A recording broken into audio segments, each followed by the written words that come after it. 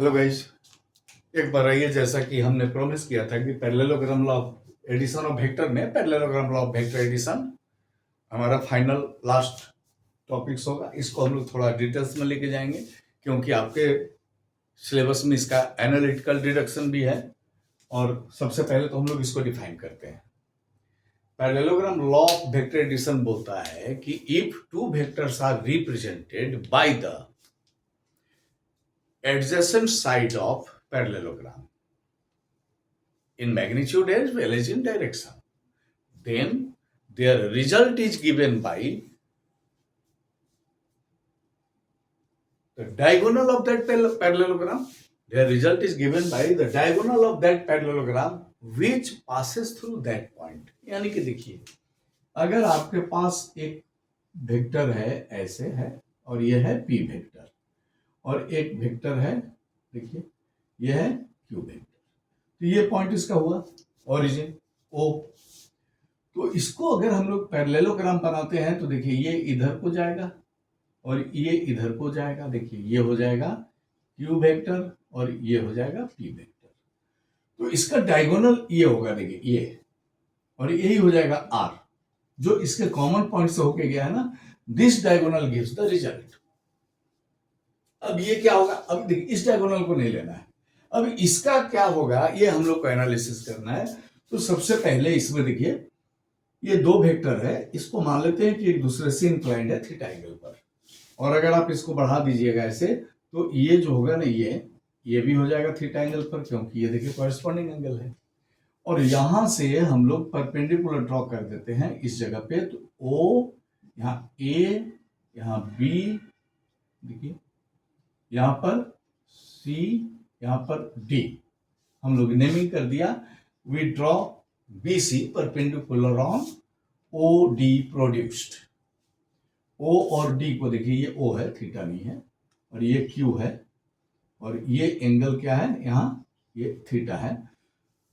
तो O और D को हम लोग आगे बढ़ाया, प्रोड्यूस किया है, और यहाँ B से हम लोग परपेंडिकुलर ड्रॉ किया। अब इस ट्रायंगल में, इन ट्रायंगल BDC, अगर हम लोग साइन थीटा की बात करेंगे तो P/H, यानी कि BC बाई BD। तो BC जो हो जाएगा, ये हो जाएगा BD साइन थीटा, और BD हमारा क्या है, देखिए ये P है तो ये भी P है, तो P साइन थीटा, ये आ गया हमारा BC, यानी कि ये हमारे पास आ गया BC, आ गया P साइन थीटा। इसी तरह से अगर हम लोग cos थीटा की बात करें तो cos थीटा इक्वल टू हो जाएगा बेस बाई हाइपोटेनियस, तो बेस हो जाएगा देखिए DC by BD। cos theta equal to DC जो हो गया हमारा, देखिए DC की जगह DC रखते हैं, या पहले आप यहां लिख दीजिए DC इक्वल टू निकाल दीजिए डायरेक्ट। DC इक्वल टू हो जाएगा ना BD cos थीटा, और BD कितना है हमारे पास, देखिए BD है P, तो P cos थीटा। तो यहां ध्यान देने वाली बात है बच्चों कि ये हमको निकल गया, ये हमारे पास BC पता है और ये DC पता है। तो अब हम इसमें से, चूंकि R का वैल्यू निकालना है, तो अब यहां पर ध्यान दीजिए, हम इसमें से इस ट्रायंगल को सेपरेट करते हैं। देखिए ये, यानी कि ट्रायंगल OBC, और जैसे आप OBC को सेपरेट करेंगे ना, देखिए ये हो जाएगा O, ये हो गया B, और ये हो गया C। ये है R वेक्टर, ये हो जाएगा देखिए Q वेक्टर। यहां पर आप वेक्टर लगा दीजिए, यहां तो मैग्नीट्यूड था लेकिन यहां वेक्टर लगा दीजिए, तो Q वेक्टर, और ये देखिए ये कितना था, DC आया था P cos थीटा, तो plus P vector cos theta, ये राइट एंगल हो गया। और इसका वैल्यू आया था देखिए P वेक्टर साइन थीटा। अब ये हमारे पास पैरेललोग्राम को हटा के हम इसको सॉल्व किया, और सॉल्व करके एक राइट एंगल ट्रायंगल लेके आ गए, और राइट एंगल ट्रायंगल में R वेक्टर इक्वल टू इन दोनों का एडिशन कैसे आएगा, पाइथागोरस से। तो अब अगर हम इसको हटा देते हैं यहां से, देखिए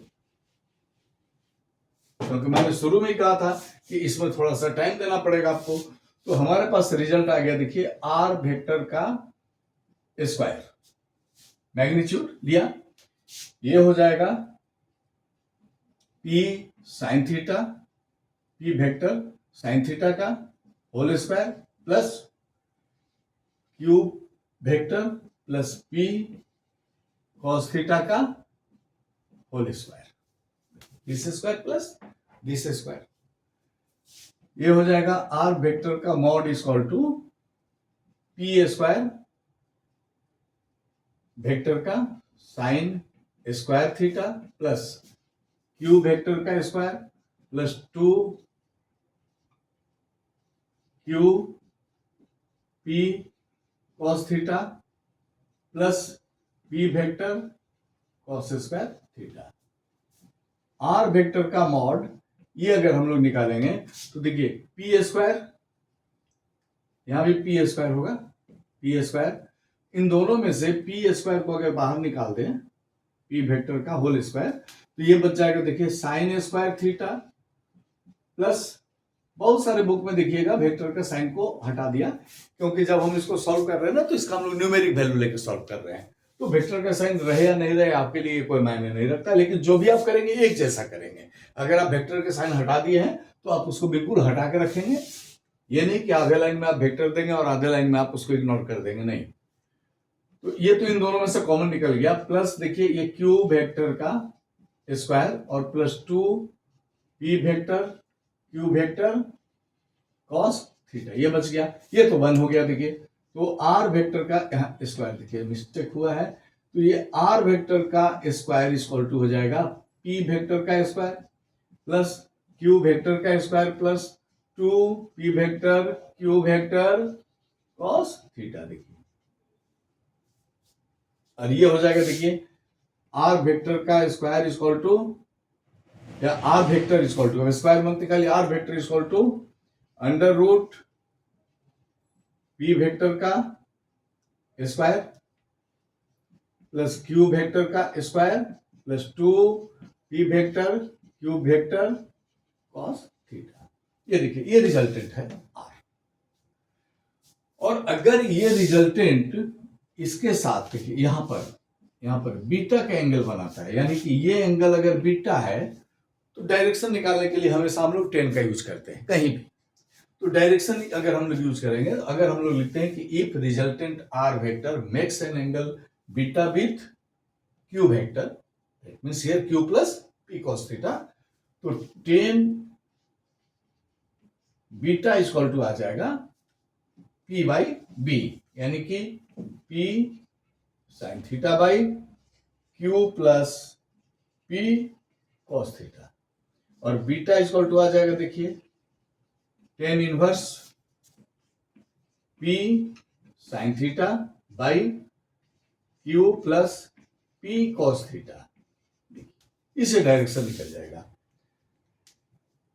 तो अगले क्लास में हम लोग अगले वीडियो में इस फॉर्मूला का यूज करके अलग अलग डायरेक्शन में जो वेक्टर्स हैं उनका हम लोग निकालेंगे कि रिजल्टेंट क्या आता है और उनका फॉर्मूला कैसे आ जाता है जो एडिशन और सब्ट्रैक्शन में। तब तक के लिए आप चैनल को लाइक कीजिए, सब्सक्राइब कीजिए। Thank you.